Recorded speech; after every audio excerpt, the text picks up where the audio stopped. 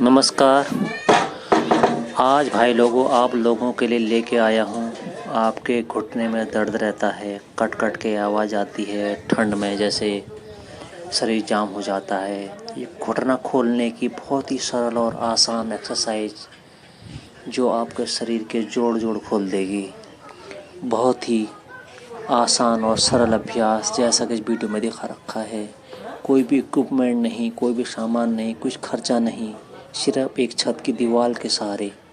तो दिगाड़ियो तुम्हारे लिए ला रही हूँ बहुत बड़ी वीडियो, बहुत फर्स्ट क्लास मकनायो एक शॉप का इस्तेमाल करन चाहें। शॉप बड़ी होल आदमी हाथ को ठीक रोन चाहनी और सब बड़ी होल।